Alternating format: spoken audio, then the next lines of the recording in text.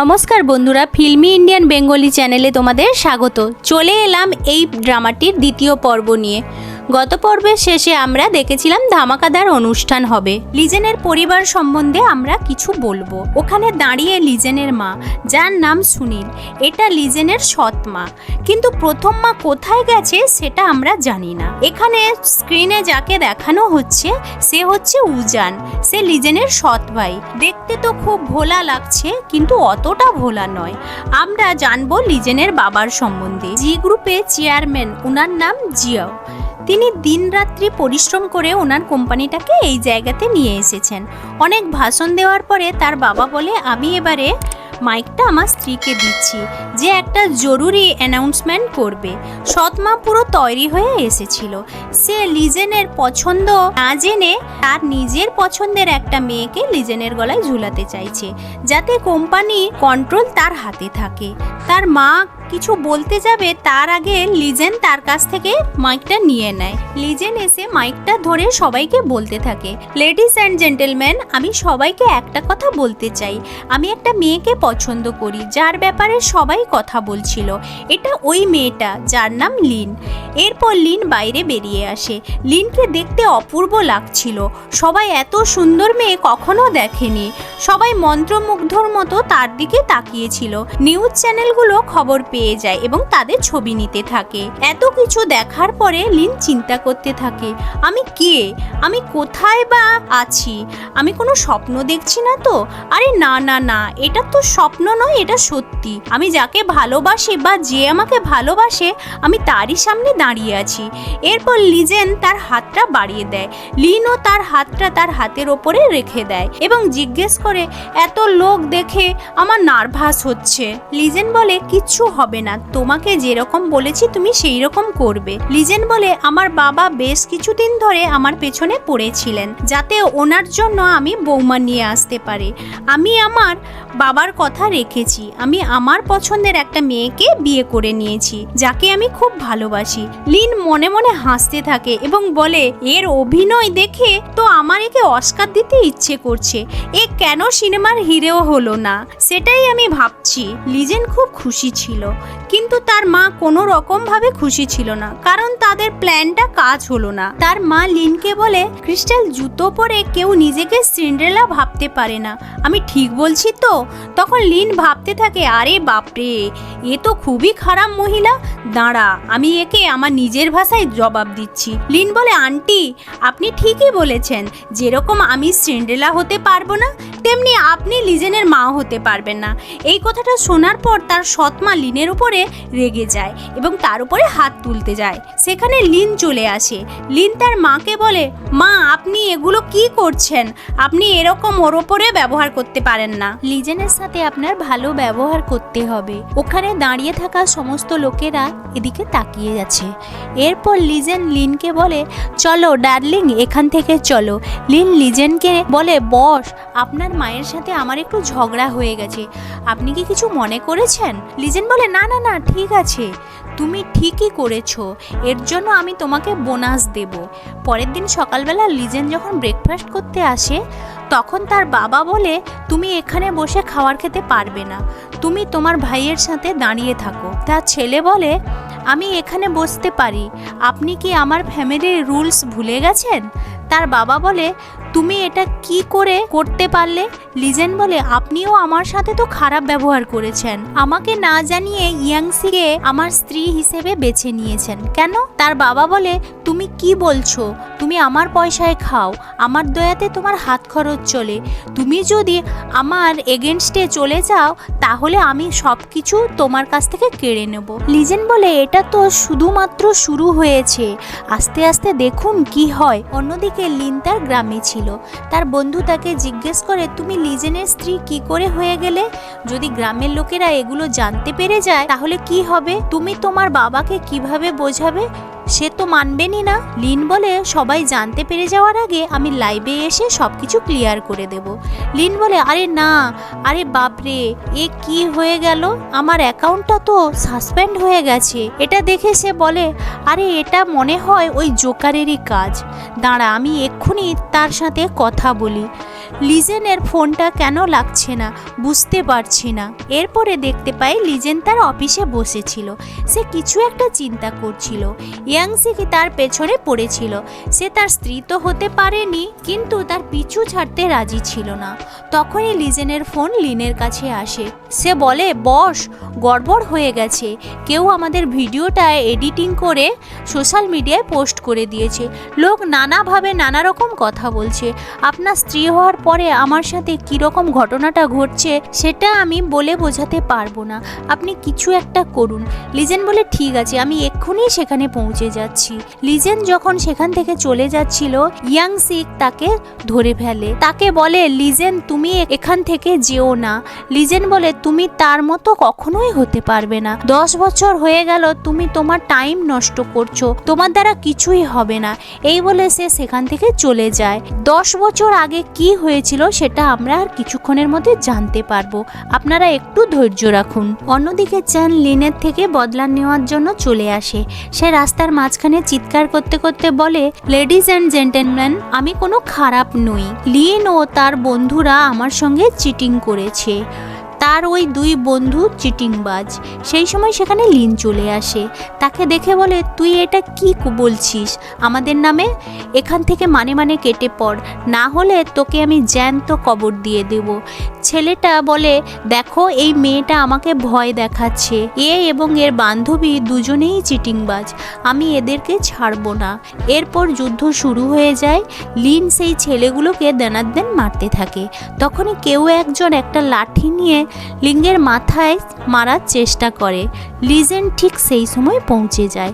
ওই ডান্ডাটা লিজেনের গায়ে লেগে যায়। কিছুক্ষণ তো কেউ কিছু বুঝে উঠতে পারছিল না। তারা একে অপরের দিকে এক দৃষ্টিতে তাকিয়েছিল। তাদের চোখের পলকও পড়ছিল না। গুন্ডারা সেখান থেকে পালিয়ে যায়। লিন লিজেনকে জিজ্ঞেস করে, বস, আপনি ঠিক আছেন তো? হ্যাঁ, আমি ঠিক আছি। এরপর তারা দুজন গাড়িতে যেতে যেতে লিন লিজেনকে বলে, আমি দেখতে এত সুন্দর, স্ট্রং এবং বুদ্ধিমতী, কিন্তু তুমি প্রচুর ধনী। তুমি তো যে কোনো মেয়েকে পেয়ে যাবে। তুমি কোনো সেলিব্রিটিকে পছন্দ করে নিলে সেও তোমাকে পছন্দ করবে। আমরা তো টিমমেট। তোমাকে একটা সত্যি কথা বলবো, তুমি রাগ করবে না তো?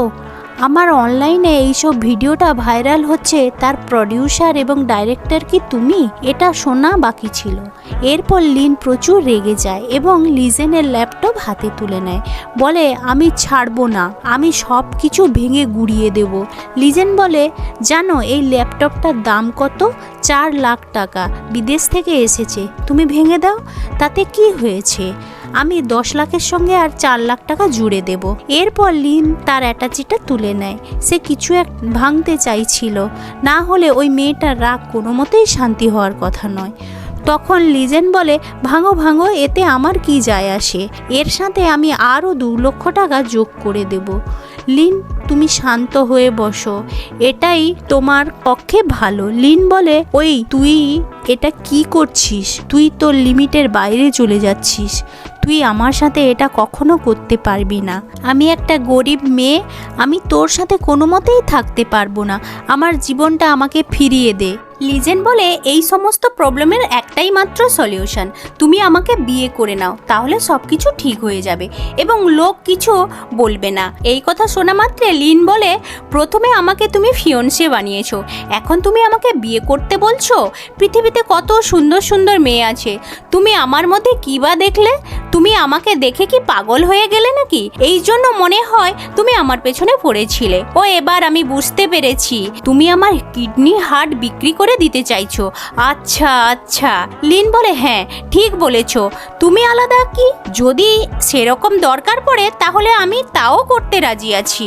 ও বড়লোকের ছেলে, আমি জানি তুমি প্রচুর বড় লোক, কিন্তু তুমি কাউকে জোর জবরদস্তি করে বিয়ে করতে পারো না। তুমি আমাকে ব্ল্যাকমেল করেছো। সে বলে, পয়সার কোনো ব্যাপার নয়, কিন্তু তোমার কাছে তো কোনো পয়সাই নেই, সেই জন্য আমি তোমাকেই পছন্দ করেছি। লিনের রাগ সপ্তমে উঠে যায়, তার মাথা গরম হয়ে যাচ্ছিল।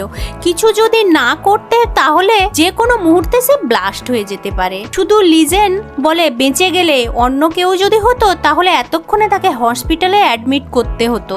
লিন বলে সরি, আমার কিছু করার নেই, আমার কাছে কোনো রাস্তাও বেঁচে নেই, তোমার মতো বদমেজাজি মেয়েকে বেছে নেওয়া ছাড়া আর কোনো উপায় নেই, এবার তো আর কোনো উপায় নেই। তাকে প্রচণ্ড রাগিয়ে দেয়। এরপর লিন লিজেনের কলারটা ধরে নেয়, তাকে বলে তুমি কি ভাবলে তোমাদের মতো ব্ল্যাকমেলারের সাথে আমি বিয়ে করে নেব? ইম্পসিবল, কোনো দিন হতে পারে না। সে বলে তুমি আমার কলারটা ছেড়ে দাও, আমার জ্যাকেটটা খুবই দামি, তুমি জানতে চাও এটার দাম কত? এই কথাটা শোনা মাত্রে লিন তার কলারটা ছেড়ে দেয়। লিজেন বলে আমার মা মারা যাওয়ার সময় একটা উইল লিখে গেছিল, ওনার কাছে জি গ্রুপের 50% শেয়ার ছিল।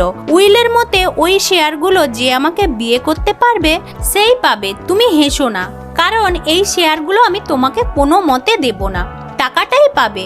তার মানে 11 কোটি টাকা। এটা শোনার পরে লিন বলে ওই ড্রাইভার, গাড়িটা এক্ষুনি দাঁড় করাও, না হলে আমি তোমাকে মেরে দেব। এরপর অ্যাসিস্ট্যান্ট গাড়ি থামিয়ে দেয়। সে বলে আমাদের কন্ট্রাক্টে এইসব কথা লেখাই নেই, তুমি আমার সুযোগ নিচ্ছ। আমি একজন সৎ সাধারণ মেয়ে, অন্যান্য মেয়েদের থেকে আমাকে কন্ট্রোল করা খুবই সহজ, সেই জন্য তুমি আমাকে বেছে নিয়েছো। মাত্র 1 মিলিয়নের বদলে তুমি আমার কাছ থেকে আমার জীবনটাকে কেড়ে নিচ্ছ। আমি সেরকম টাইপের মেয়ে নই, আমি নিজে বিক্রি হয়ে যাব।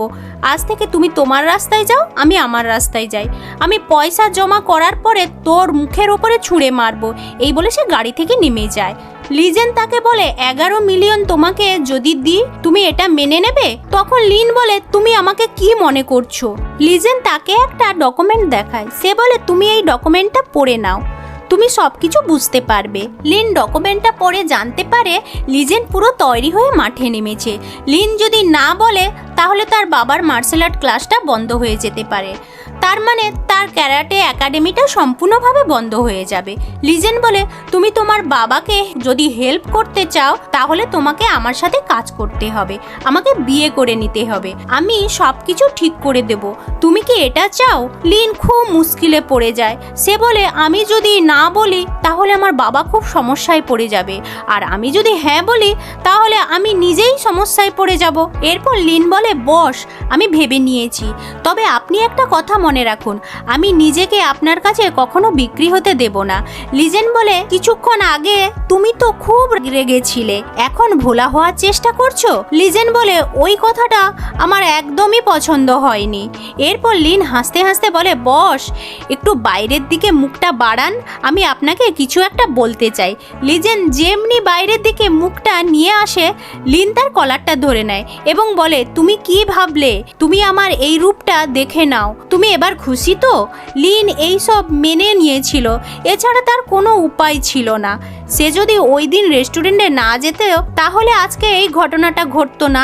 আর কি বা করবে, নিয়তি যেদিকে ঠেলছে সেদিকে সে যাচ্ছে। অন্যদিকে লিজেনের বাড়ির পরিবেশটা একদম ঠিক ছিল না, তার বাবা খুব রেগে ছিল। সৎ মা সুযোগের সন্ধানে ছিল। এরপর সেখানে লিজেন এবং লিন পৌঁছে যায়। ভেতরে ঢোকার আগে লিজেন লিনকে বলে তোমাকে যে রকমটা বলেছি তুমি সেই রকমটা করবে। সে বলে বস আপনি চিন্তা করবেন না, আমি সব ঠিক করে দেব। এরপর লিন তার আসল রূপে চলে আসে। সে রেগে মেগে ঢুকে যায় এবং চেয়ারের উপর পাটা তুলে বলে হ্যালো আঙ্কেল, হ্যালো আন্টি, আপনারা কেমন আছেন? লিজেনের ভাই বলে আরে বাপরে, এ কি তোমার পছন্দ? তুমি এই মেয়েটার মধ্যে কি এমন দেখলে তুমি তাকে তোমার প্রিয়সী বানিয়ে নিলে? লিজেনকে তার বাবা বলে তুমি এই মেয়েটাকে কেন এখানে নিয়ে এসেছো? তুমি যদি এই মেয়েটাকে বিয়ে করো তাহলে তুমি কখনো সিইওর পদে থাকতে পারবে না। তার সৎ মাও বকবক করতে থাকে। সে বলে যা করার তুমি করো, কোনো কিছু অসুবিধা হলে তুমি আমার কাছে এসো না। লিজেন তার বাবাকে বলে আমাদের এবারে এখান থেকে চলে যেতে হবে। লিজেনের বাবা খুব রেগে যায়। সে লিজেনের ভাই উজানকে বলে কাল থেকে তুমি সিইওর পদ সামলে নেবে। লিজেন আজ থেকে তুমি উজানের আন্ডারে কাজ করবে। এই কথা বলে সে সেখান থেকে চলে যায়। এরপর উজান লিনকে বলে বৌদি, দাদা তো এখন সিইও নেই, সে তোমাকে কিছুই দিতে পারবে না, তুমি আমাকে বিয়ে করে নাও, অনেক পয়সা দেব। লিন তাকে বলে আরে তুই কি সিইও হবি?